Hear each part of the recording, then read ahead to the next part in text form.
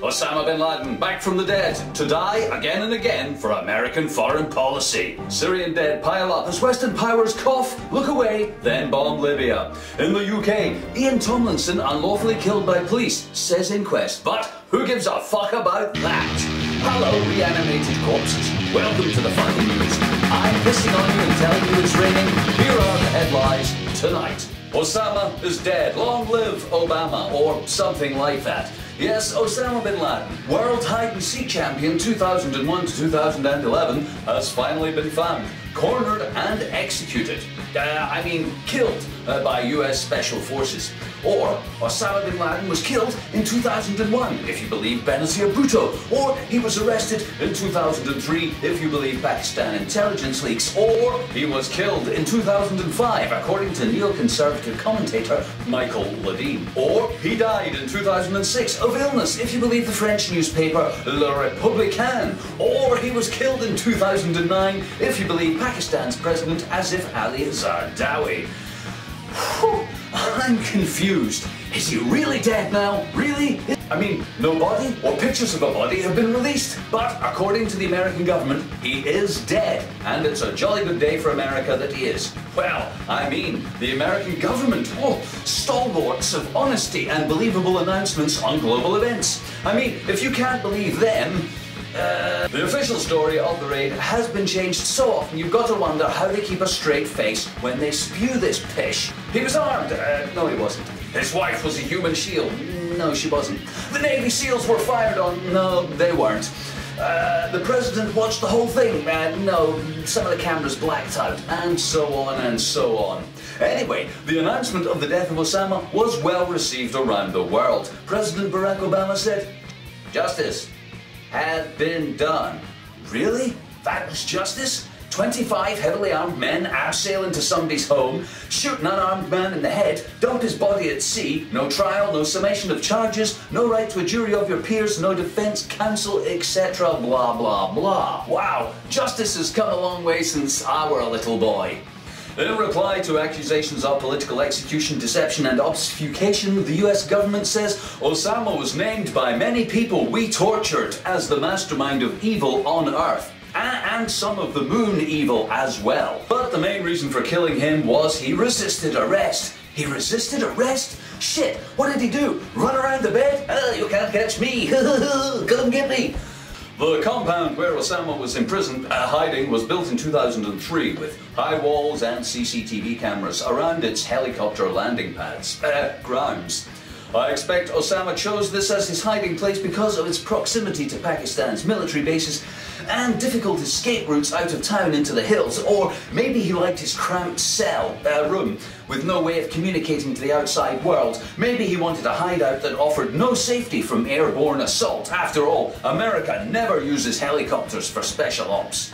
Or do they? FKN Newz has obtained this exclusive helmet cam footage of the assault and bin Laden's execution. Death.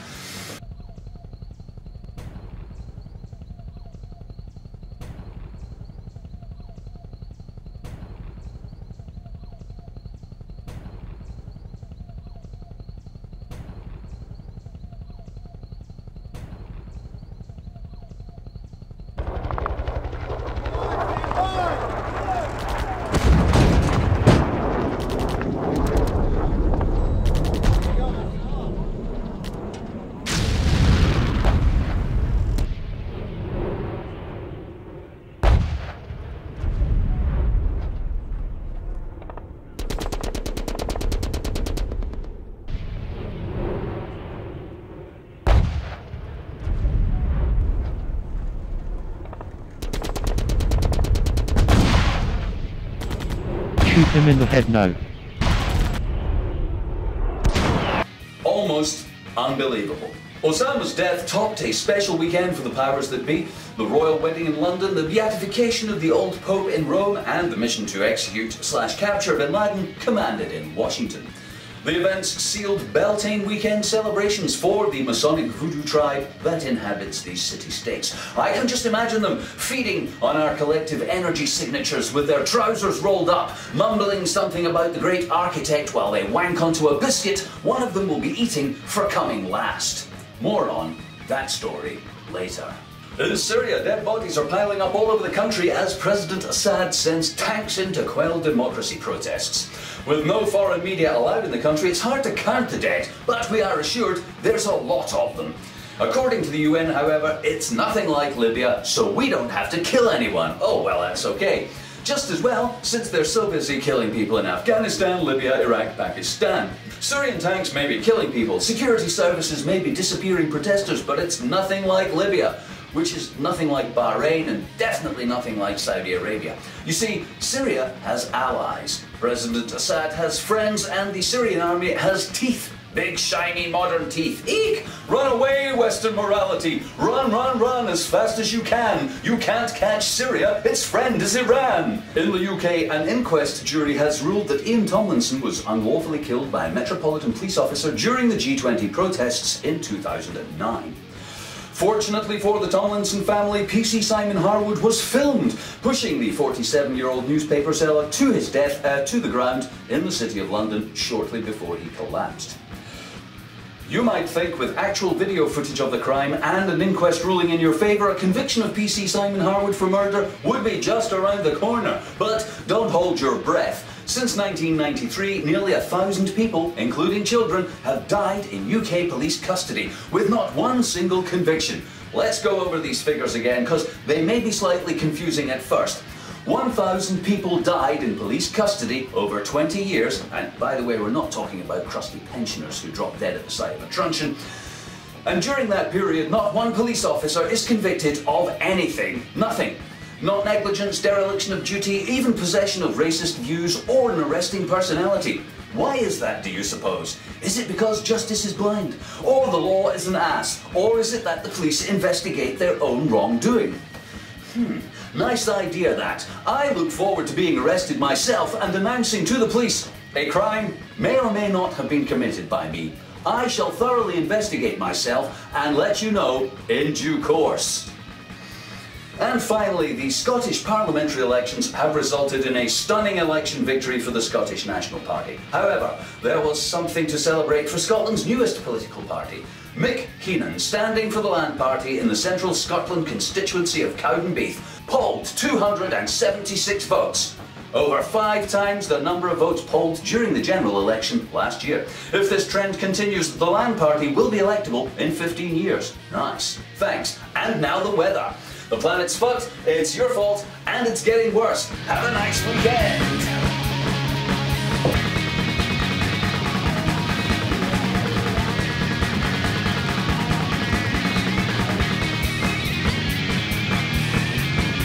War, the biggest business on the planet, making $500 billion a year from sales of 1.5 trillion. What is it good for? Well, apparently making loads of moolah. Yes, there's never been a better time to make a buck from selling defense, especially to third world countries with despotic leaders and populations living under the yoke of tyranny in grinding poverty.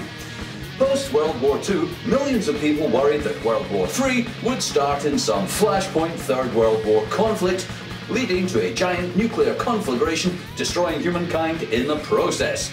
Sadly, happily, this hasn't happened yet. But the existence of hundreds of smaller wars, conflicts and uprisings has turned out to be just as profitable.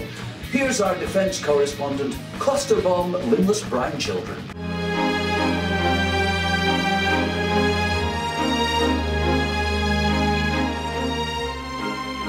World War III. The spectre has haunted many apocalyptic movies, cheap novels, and military planning scenarios. Typical plots involve escalating regional conflicts, atomic Armageddon, post-apocalypse nuclear winter, with a large helping of Mad Max meets Scrap Heap Challenge. But has it already started? Has it been going on for years? Minus the radioactive fallout. For the arms trade, it's a moot point, because the profit from a myriad innovative small conflicts is making them just as much money, if not more. Meanwhile, the lack of global conflict means a stable infrastructure for manufacture and delivery of any and all new munitions to a growing list of violent, murdering scum in charge of dozens of nations all over Earth. Yes, World War III may not have blown up in our faces, so much as blown the legs off a few brown children, because the world is at war. It's just not a war near you. No, World War III is in faraway countries, happening to brown people we don't give a fuck about. Here's a rundown of major armed conflict zones and the years they started. 1968, Maoist insurgency, India, killing 1,174 people in 2010. India is now the biggest importer of arms on earth, and this is the longest running conflict. 1978, the Afghan Civil War. Afghanistan, been at war for a long time. 10,461 died last year in the third worst country on earth. 1991, the Somalia Civil War began. 2003, the war in Iraq. 2004, the war in northwest Pakistan. 2004, the Shiite insurgency in Yemen. 2006, the Mexican drug war. Nice. 2009, the Sudanese nomadic conflicts. 2011, the Libyan civil war, and the Middle East and North Africa protests. And here's a list of the world's biggest arms exporters. Notice how the wars aren't in their countries. Number 1, the United States, no surprises there. Number 2, Russia. Number 3, Germany. Number 4, France. Number 5, the UK. Spain's number 7. China's number 8. Israel's number 9. And Netherlands number 10. And so on and so on. Thankfully, those of you who live in countries that produce arms are not being killed. That would be very bad for business. Professional armies are making war a fun television event with lots of action available on YouTube. So you can watch unarmed drones killing unarmed civilians while cash registers ka-ching and politicians announce another good day for freedom. Especially in America, where defense spending is bigger than the next 10 countries put together. Think about it. That means that the 10 biggest countries in the world apart from America would have to gang up together in order to kick the shit out of America if America turned out to be a heavily armed psycho country gripping nuclear weapons between its teeth as it crawls up the resources table of the planet. But as you can imagine, it is very expensive spreading peace and freedom around the globe. US anus, US anus, US anus. This is cluster bomb, limbless brown children, full of fucking news, somewhere the war isn't happening. New internet laws ostensibly intended to combat piracy and cyber attacks could be used to control the internet, shut down dissident websites, spy on bloggers, and limit free speech, under proposals about to become law in the USA. Websites that link to pirated music and movies or sell counterfeit goods will be blocked, and in the UK, their users will be tracked down, arrested, fined, and banned from the internet, Your Majesty. The Protect IP bill in America gives government and copyright holders tools to stop Americans reaching illegal material. Sites targeted under the Preventing Real Online Threats to Economic Creativity and Theft of Intellectual Property, Protect IP, no really, that's what it's called, would be removed from the internet's address books, making them hard to find by their well-known domain name. It allows the blocking of other domains that sites switch to in order to avoid blocking, and contains clauses that would force search engines to stop listing the infringing sites in their indexes. But don't worry, because most of you only use the internet to look at porn and UFO videos, so you won't be affected.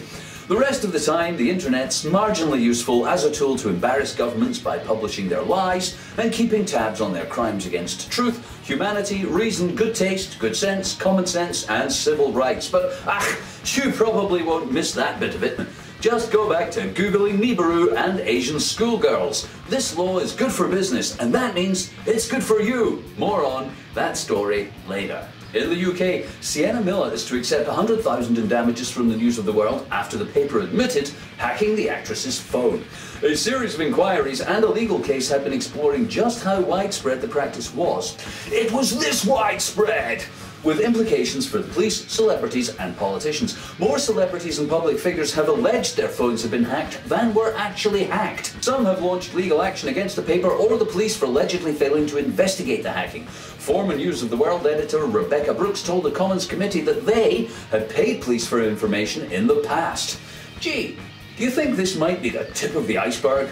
Do you think anybody's phone is safe? Do you think Rupert Murdoch made more money hacking the phones and dishing dirt than he is paying out in damages? I bet he did. Let's see. The News of the World's owner, Rupert Murdoch, has said sorry over the phone hacking scandal and has set up a compensation fund and will apologise and admit liability. FKN understands it hopes to pay out less than 20 million in total to the victims. So let's see, 3 years of unfettered phone tapping, call it 7 million a year against profits from News Corp's newspaper group of 300 million a year. Whew, that'll teach them. They'll think twice before ignoring people's privacy, breaking the law and printing sexy gossip in the future. Ha ha, won't they? IMF sex scandal. Were Greece, Ireland and Portugal raped by beefy wankers, wealthy bankers? Obama's Middle East speech. Does anyone, anywhere believe this shit anymore? Judgment Day and Rapture predicted for the 21st of May. Will God finally take his idiot children away? Hello, hotel mates. Welcome to the fucking news. I'm denying the allegations. Here are the headlines tonight. Tonight, one of the world's preeminent financial institutions, the IMF, stands accused of serial sex abuse and rape. A number of poor countries have come forward alleging the IMF trapped them in debt, then forced them to perform fiscal sex by sucking on their financial organ. Greece, Ireland and Portugal allege they were made to swallow IMF terms and submit to degrading and perverted austerity measures whilst the IMF stood over them playing with its stimulus package. Here's a special report by our economics correspondent, Hugh Omi. So suck it, baby. The IMF is a crucial part of the world's voodoo financial systems. Along with the World Bank, it's charged with taking over developing countries by getting them into debt, giving them financial aid and assistance to secure global financial control, stability. Created at the Bretton Woods Conference in 1944 as a means to control, regulate trade between nations, the IMF has historically lent money to countries whose economies it ruined. I mean, that are in deep economic trouble. In a statement released by lawyers on their behalf, the IMF didn't say, "We strenuously deny the allegations against us. Greece, Ireland and Portugal are slutty little half-socialist countries, running around deficits wide open, dripping with debt and gagging for someone to pump billions into their budget hole. They were asking for it, literally. And if there was a financial relationship between my client and these countries, it was consensual and legal." The IMF has a long history of raping debt-ridden countries, bailing out struggling nations. Mexico in the 1980s, for example, alleged the IMF bent it over a barrel and forced it to accept market reforms right up its nationalized utilities. Then there was the scandals in Southeast Asia and Russia in the late 90s and in 2001. In the aftermath of the global financial crisis, the role of the IMF has expanded. Now thought of as the world's economic policeman, they will plug the gaps in the crumbling facade of consumerism wherever they appear. Plug that crack, big boy. So what now for the tarnished international body? The US government has by far the largest share of votes in both the IMF and World Bank and effectively controls their operations. So the people running the IMF and the World Bank are the same folks running the US government. Since the institutions were founded at the end of World War II, the president of the World Bank's always been American and the head of the IMF has always been European. These people, generally coming from the top of the financial industry, unelected, unaccountable, unabashed, unashamed, and unlikely to stop. The IMF relies on various sources of funding, interest charges from debtor countries at 4.5%, and loans from members of private banks. Reforms have been discussed for years, but the fund's backers, the people who give the money from those private banks, are thought to be reluctant to stop fucking people over for a buck.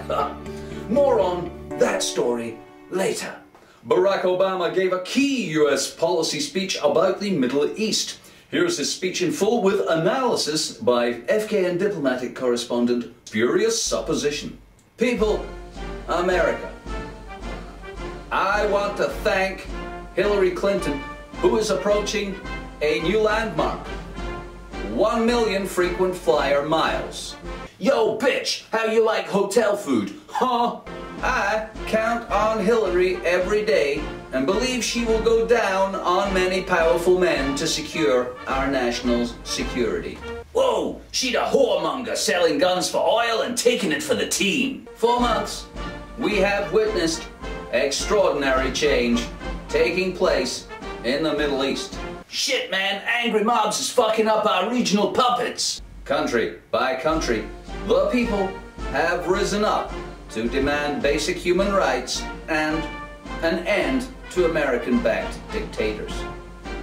2 leaders have stepped aside. More may follow. We may have to sacrifice Gaddafi, Assad, or the King of Bahrain to keep Saudi Arabia, Kuwait, and the UAE. Though these countries may be a great distance from our shores, we still own their future, their economy, their security. Yo, we got the biggest army on the planet, Holmes. You don't like it? Fuck you.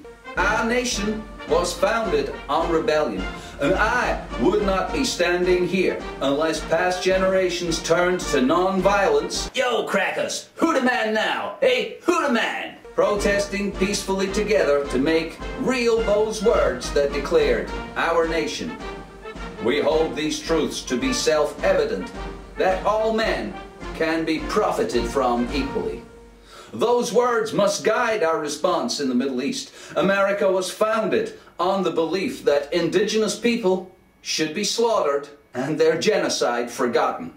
That invaders should take what they want and govern for themselves. So we hesitate to stand on the side of those reaching for their rights, knowing their success will bring about a world that is more peaceful, more stable, more just. Shit, man, that all sounds bad for business. God bless America and keep us on top of the shit heap for a little longer. The G8 summit in France has ended. All 8 leaders hailed it as a success for fascism, corporate rule of earth, and a benchmark for global understanding between sovereign taxation franchises. In a 2-day summit, the leaders of the world's most powerful military forces, economies, discussed controlling the internet, decreasing environmental protection, selling more weapons to brown people, giving money to puppet regimes, cooperating in killing Gaddafi, and ignoring the tyranny of China and Saudi Arabia, plus other murdering fascist scum. Important allies in the war on terror. A press release released to the press by the G8 saved the fat, lazy, complicit, arse-licking media hacks the trouble of writing, thinking, or researching anything for themselves. Well, it's not their job to expose greedy ideology, foreign policy hypocrisy, or double standards in international affairs. No, their job is to take what they're given and shove it down our throats. Here you go, Mr. and Mrs. G8 subject. Swallow this utter pish about freedom, democracy, and prosperity. That's right, gobble it all up. You love it. Oh, wait, you've just got a little crumb on you there. There you go. Now, for dessert, we'd like you to suspend critical thinking, have blind faith in our lying, murdering pronouncements, a blinkered perception on international events, and no interest in the suffering of others whose lives are exploited to keep you all fat and fucking happy. Okay, good. Now we return you to your consensus reality and think yourself lucky you don't live in Yemen, where life is short, painful, and brown. Here's that press release in full. We, the leaders of the G8, demand the immediate and continued use of force against Libyan leader Muammar Gaddafi's regime, and we support a political solution, bribery, that reflects our will as supported by a few Libyan people from Benghazi. We call on the Syrian leadership to use force and intimidation against the Syrian people and not to engage in dialogue and fundamental reforms so that Israel can carry on pretending that only Arab countries suck. We're convinced that the historical changes throughout the region make the continuation of the Israeli-Palestine conflict through Israeli aggression and land grabs more important, not less. We urge both parties to engage without delay in pointless talks, with a view to concluding a framework agreement towards a theory about negotiating a position, leading to prevarication and indefinite postponement on all final status issues. More on that story later. In a related story, President Barack Obama attended the G8 straight from his state visit to Britain. On the visit, the President and his wife stayed with the Queen and Prince Philip at Buckingham Palace. And they also served burgers to US and UK troops with the Prime Minister.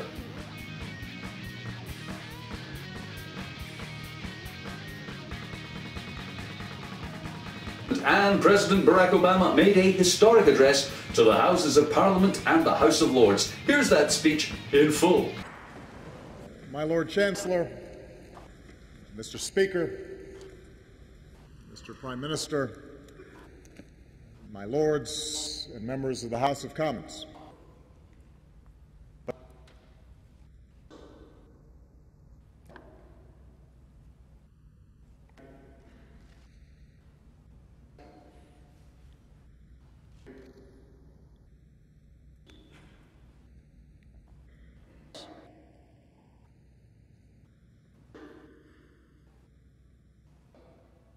Thank you very much.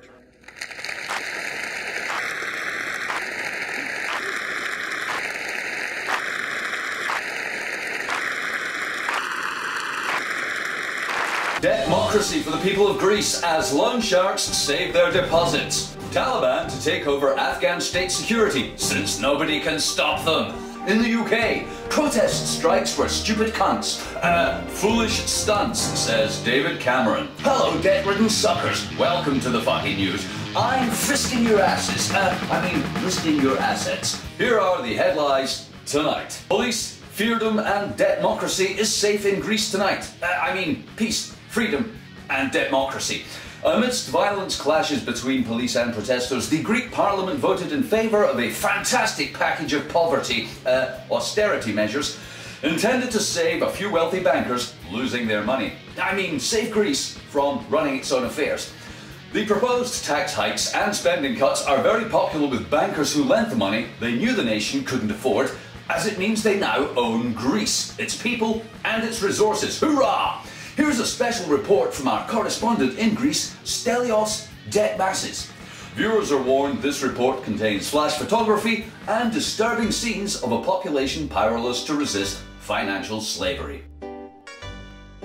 Over 2,000 years ago, ancient Greece was the birthplace of democracy, a form of government in which all citizens had an equal say in governing their lives. Now, in modern Greece, we see the birth of debtmocracy, a form of government where the people you owe money to govern your lives. Debtmocracy is sweeping away the sovereignty of people from Ireland to Spain, Portugal to Greece. Debtmocracy is coming to your country soon, if it's not already there. And it works something like this. You're a political party in opposition. After receiving large amounts of election funding from, let's say, Lord Astor Rothschild the 11th and his friends, you get elected. Now you're the government and temporarily in control of your country's finances. Woohoo! Time to serve the people. But then, the phone rings. It's Lord Astor Morgan Stanley Blackbeard the 9/11th. He says, you need to borrow vast amounts of money from him and his friends, or that picture of you with a goat is hitting the internet. You agree because, hey, what the fuck, you won't be paying it back, the people will. Anyway, you're looking forward to your next date with a goat. Meh. Years later, a new government is elected, interest rates have to rise, inflation rises, wages rise, and the cost of goats becomes prohibitive. The country's in ruins, the public sector can't function. Why not borrow more money? After all, you won't be paying it back, the people will. So, it's off to the IMF, World Bank, European Central Bank, but there's a problem. The banks want leverage, collateral, guarantees, influence over fiscal policy and control of government spending. In short, you become a nation of bailout bitches and government bond gimps because now you're the goat and lubrication is unaffordable. Welcome to Debtmocracy. Welcome to your future. This is Stelios Detmassis for the FKN Newz, somewhere in Greece. Thanks, Stelios. More on that story later. In Afghanistan, NATO helicopters were called in to kill militants, ending an attack on the Intercontinental Hotel in Kabul. 20 people and the attackers were killed. The hotel attack came a day before a conference there to discuss the transfer of security control from foreign forces to the Afghan army. The conference opened as scheduled with President Karzai making the surprise announcement that the Taliban should take over security when NATO and America leaves. Here's what he didn't say. Please do not kill me and my family when America stops protecting my ass. Oh, have mercy on the complicit, embezzling scum who robbed this country blind, or especially my brother, a former waiter who now runs our national bank and lent himself a few billion. You guys, the Taliban, are an awesome bunch. Just the kind of people to keep order and enforce the rule of law. Your law. When the American and British folks leave and stop enforcing their law. We really are impressed by your ability to assemble heavy weapons and willing suicide bombers who can breach the city's best defences and command its high ground. In fact, we're shitting ourselves, and many of us will probably run away with our money as soon as we can. Thank you, please don't kill us. Air Force Lieutenant Colonel David Simons from NATO was commended for keeping a straight face when he said, "The Afghan army's response clearly demonstrates the National Security Force's ability to react and deal with security incidents in the area." Oh, that's a good one, Dave. Got any more? Debt, debt, and more debt as Obama fights to increase America's slavery debt ceiling. Rupert Murdoch's news whore cock of lies pishes phone hacking untruth into our mouths. Afghanistan handover. UK and US troops get the fuck out of Dodge. Hello, debt-ridden livestock. Welcome to the fucking news. I'm just saying, that's all. Here are the headlines tonight. US President Barack Obama has cited some progress in talks to raise the nation's slavery debt ceiling. It seems Americans are not in enough slavery debt at the moment, and if they don't get into more debt or slavery before the 2nd of August, terrible things will happen to very, very rich people. And we can't have that, can we? So, to avoid the very, very rich people running out of money, the country must raise its debt limit and borrow more than the current $14.3 trillion. Let me just say that again. Borrow more than the $14.3 trillion they're already in debt. Nice. Get stuck in, America. Gobble up that debt. You can do it. No tax rises, though. More like Chinese wages, Dickensian poverty, and an environment carved from Dante's Inferno served up with the stolen dreams of every future generation. Enjoy. Meanwhile, Eurozone leaders are meeting to solve the Greek debt crisis and stave off a bigger Italian debt crisis, or else the negative consequences, to the very, very rich people, will be felt across Europe and beyond, said the very, very rich people. Both debt crises require the people to passively accept the debts banks created by printing and lending nothing whilst claiming it had value. This is a process known as hoodwinking in banking circles, or Ponzi fraud to the rest of the world. Then the people of America and Europe must place a large penis that ejaculates lies directly into their mouth and begin sucking as hard as they can.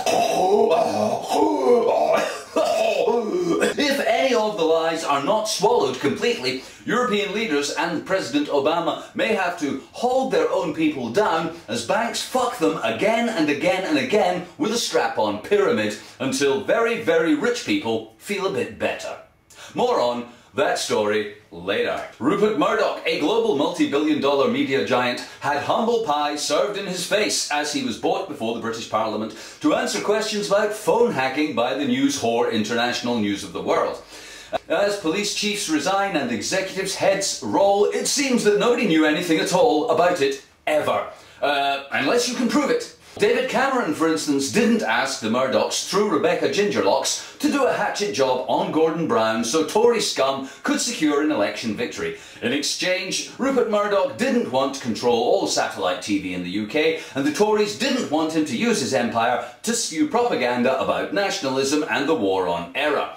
James Murdoch didn't know Rebecca Brooks wasn't authorising payments to top police officers like Stevenson and Yates, who didn't look the other way and botch any investigation into phone hacking ever. David Cameron didn't know Andy Coulson was a lying tosser who could spy on anyone with a phone at the drop of a hat, and Andy Coulson didn't know that that's what he was hired to do. Nobody knew who was hacking phones or who ordered them to do it, least of all the people who were in charge of the people who were hacking phones. You can see how that works there. Nobody used this information from spying on people to sell newspapers, spice up stories, destroy political careers, influence world events for their friends, or make more money. Certainly not Rupert, who knows fuck all about anything, it would seem. And that's the truth. Honestly. Now, everybody in the world, just open wide so the lying pish can be squirted down your throats. Hot, steamy untruths. Just swallow it. Speaking of 9/11, here's Lone Wolf with this week's Peak. Greetings, comrade inmates and fellow molecular oxygen addicts and professional monitoring authorities. Ye sheeple actually think that ye fucking think. But what yous are actually doing is reprioritizing thine prejudices. Ye yous are truly fucking flocked. Please remember to chew your cud thoroughly before swallowing. Now, a doomer's prayer. Let us know, our species, who art insane, reviled are thy works unspawned, thy hegemony imposed, thy wrath incessant, on earth as in apocalypse. Force on us this day our daily dread, and permit us our delusions and selfish excesses, as we destroy and kill that which trespasseth not against us. And lead us not with compassion or cognition, but deprive us of every resource and any future security. For thus is the hoax, the torture, and the errorism, for forever is nigh. Be there. Ahem. As Lowell said, desolation, worship exalts. Fantasy, opium breeds. Intelligence, prayer denies. Knowledge, faith refutes. Truth, voodoo supplants. Negotiate with reality, one cannot. All is now, then it's not. Remember, peak asinine asphalt apes, gravity sucks, but reality bites and swallows and shits you out. And that peak, y'all, is peak fucking happening. So until next week, remember, peak was, is.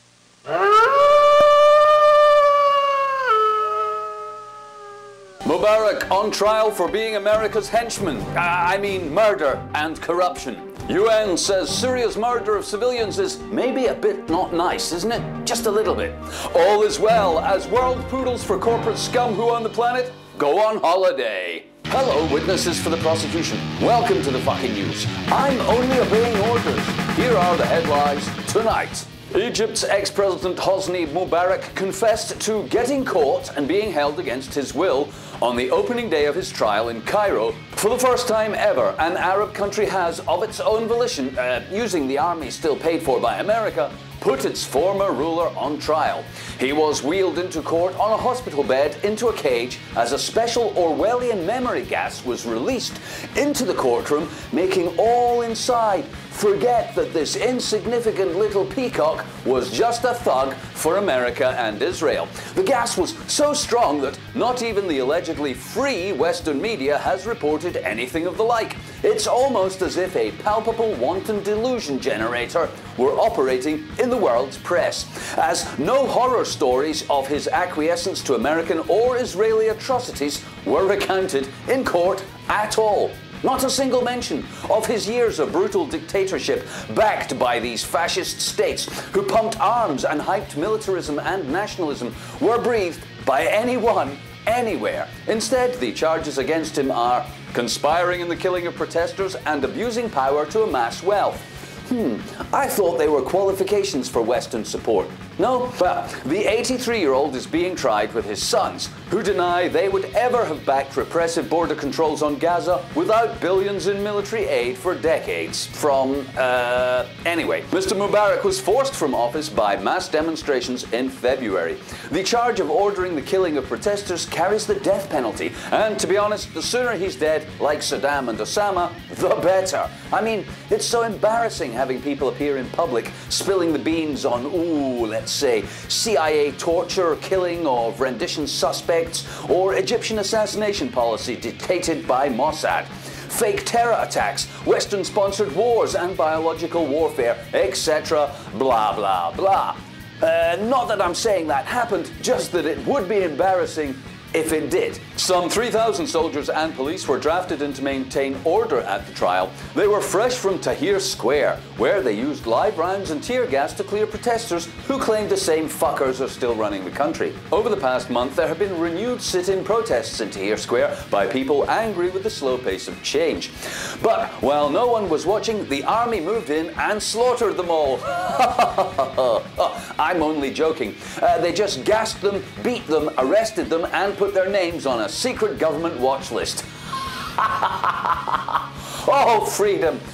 And there will be more on that story later. Syrian troops and tanks have been killing and harming many more people than Saudi Arabian troops, or Bahraini, or Israeli, or Yemeni, or Qatari, or Emirate troops this week. They have advanced deep into the city of Hama and blown lots of fucking shit and people up, putting an end to weeks of not being in the news. Putting an end to weeks of anti-government protests. After days of debate, the UN Security Council has agreed on the wording of a statement to condemn the violence. The 15 mealy-mouthed, worm-tongued, hypocritical, toothless, gumless, talking shop tossers member council formally adopted this statement condemning the widespread violations of nice things you might do to your population in relation to human nicey rights, and the use of force against civilians, even very pesky annoying ones, by a sovereign and independent Syrian authority, and called for those responsible to be held accountable, but not to anything really bad, lest the world start wondering what happened in Bahrain when all those Saudi thugs went to town. The continuing violence drew a strong response from UN Secretary General Ban Ki-moon. Mr. Assad, he said, must be aware that under international humanitarian law, this is accountable. Going on not to say, don't we look like a bunch of tossers when this shit happens? Would despots please stop making us look like Israeli apologists that we are? Because we've never said anything like that about them. Look, I don't want to rag on Israel, really I don't. Everybody's entitled to a nation carved out by violence and to subject its people to lies and get away with anything it wants to, just like the rest of the countries. But shh, people are starting to talk. Come on, have a bit of savvy. We can't pretend everybody's angry mobs are terrorist nutjobs with no grievance, all right? Chill the fuck out, Syria. Jeez, you're making Israel look bad. Billions wiped from slavery values in poverty adjustment, market crash, bank scam. Rioting, looting and arson destroys police corruption concerns across the UK. NATO bombs kill insignificant brown people somewhere we don't give a fuck about. Hello, public disorder. Welcome to the fucking news. I'm looting the shops. Here are the headlines tonight. Billions have been wiped off the value of your slavery in a week of turmoil on the stock markets of the world, amid concerns that European slaves aren't worth as much as they used to be, and the downgrading of America's AAA schmuck rating. Wealthy bankers all over the world have been rubbing their hands together in glee as bond yields and values plummet. Here's our economic gobbledygook correspondent, Runestone Entrail Reader. If, like me, you don't have shares or investments, you might be tempted to say, I don't give a fuck. I hope you all lose your shirts, you complicit, money-hungry, trough-snorting pigs, cause it's nothing to do with me. But it is.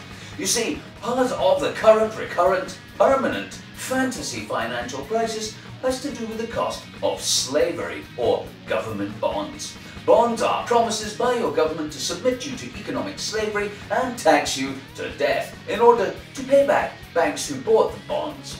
All sounds jolly decent and fair, doesn't it? Your country needs money to invade Iraq, invest in its future. Banks need to control your leaders. Get a return on their investors' deposits.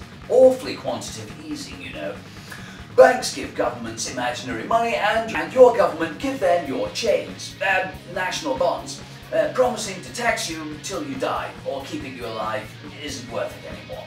This would all be very well, but your slavery just isn't worth as much as it used to be. In fact, your slavery might soon be worth so little, banks won't accept bonds anymore, and governments will have to sell your children into slavery, and your children's children too, if you're Italian, or Greek, or Irish, or Spanish, or British, or American. Thanks, Runestone. So, put quite simply, as wealthy bankers print more money out of thin air, they gain control over your government, your lives and your future, making your elected rulers irrelevant. Nice. Far from being a cause of celebration, every billion wiped off the stock market is added to your slavery. Every dollar printed to ease the quantity is more slavery. Every loss of the banks is added to your account as debt. And every citizen of every nation in debt is the property of the creditor of that nation. Because we owe, so we are owed. You can see how that works there. More on that story later. The United Kingdom of Great Britain has been burned to the ground and looted to within an inch of its longing for a police state. Burning shops and hooded rioters swept across the media in an orgy of hype, fixated on materialism, law and order, fascist police state. Isn't it awful? Oh, when shall we call in the army? Oh, string them up, I say. Consumerist demand, antisocial behaviour. Police have not been criticised for not shooting more people dead, but today a spokesperson for the thin blue line didn't say, "Thanks to our killing, shooting dead Mr. Duggan, a father of 4, on Thursday, we sparked the whole rioting weekend, but shh, we don't talk about that anymore." The 4 nights of rioting, looting and arson in the United Kingdom has been welcomed by David Cameron, the Tory government and the corrupt Metropolitan Police, because rioters have completely destroyed the public perception of the police as lying corrupt scumbags in the pay of Rupert Murdoch. And as of now, no one will be reminded of how they looked the other way on phone hacking, so the Tories could sell our media to a devious old hack, his mail-order bride, and his inept son. In the aftermath of the initial rioting in Tottenham 4 nights ago, traders and residents have accused the police of standing by and allowing people to loot. This was strenuously denied by Police Inspector Snakepit from deep inside a bunker on the Isle of Wight, where he is coordinating thousands of CCTV pictures showing rioters rioting while the police stood about and did nothing. Some mistake there, surely. Some say it's Britain's revolution, baby, and this is the start of our mass mind awakening, dude. Poor people are in the street looking for a brighter day, brother. Some say it's just mindless discontent with a system designed to stir desire for shit we don't need. And others say, hey, if it kicks off again tomorrow night, let's hit them Apple stores. It's totally full of iPads, innit? NATO has killed 85 insignificant brown people in some squalid desert country called Libya. Or so it's claimed by some of the brown people still alive. The NATO campaign in Libya has a checkered history, but recently the UK, US, Canada and Israel, etc. all recognised the National Transitional Council as the only true and legal representative of Libyan people. Last Wednesday, British Foreign Secretary William Hague hailed the Libyan rebels as increasing legitimacy, competence and success. And on Thursday, the rebels killed their top military commander, and on Saturday, their leader, Abd al-Jalali, former head of Gaddafi's Justice Ministry, you can't make this shit up, sacked the entire National Council, saying it would make it more like the government America wants. More prepared to get oil production going again. Better able to handle a post-Gaddafi Libya. So, the Libyan people's future looks bright. Rulers chosen personally by Gaddafi's ex-Minister for Justice, honouring all contracts with Western powers, and happy to have NATO bomb its own children into a thin red paste in the desert. Nice. No more riots in Britain, says Führer Adolf Cameron. No more riots. The end of the world is coming again and again, but don't worry, you're already dead. American election race 2012. Can the Repugnant Party select even crazier candidates? Global economic crisis to be solved by war on imaginary aliens, says armed trade scum. Hello, former Facebook users. Welcome to the fucking news. I'm inciting violence. Not really. Here are the headlines tonight. In the UK, Prime Minister Adolf David Cameron Hitler has defended courts for handing out tough sentences for people who want rights across England. He gave this exclusive speech to the fucking news. There will be no more rights in the UK. Myself and Theresa Himmler-May will be giving special powers to the police to stop rights and people who want them. It's a good thing that people who want rights are sent to prison. Rights are a bad thing for this country and a bad thing for business.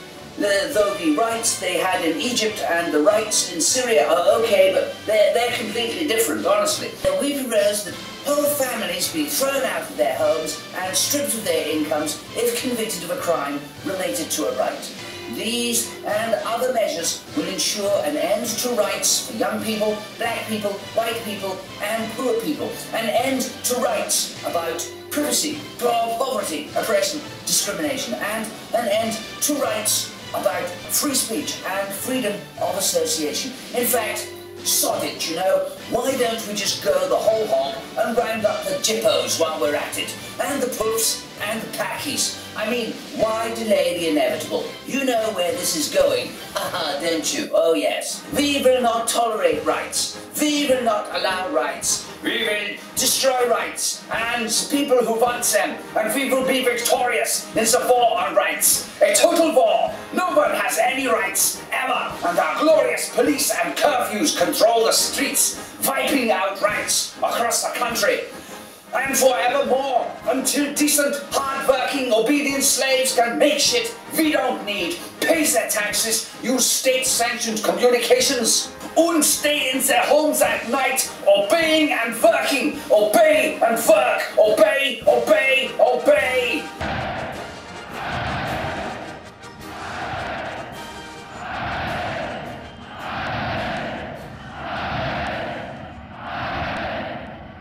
In Constantinople in 532 AD, the Emperor Justinian was nearly ousted by chariot hooligans after a match between the Blues and the Greens got out of hand. Half the city was burned and around 30,000 rioters were executed. Now that's what I call effective policing. Makes ours look pretty tame, really. Looking at riots in history, stealing trainers has been so far down the list that they don't really figure. The race riots in America in the 60s were born out of a social desperation that trainers and iPods just couldn't slake. Political equality was eventually achieved, giving us the freedom to be a slave to fashion, the ability to vote for a different white millionaire every few years, and a pathway to the higher plane of shopping existence that consumer capitalism offers us.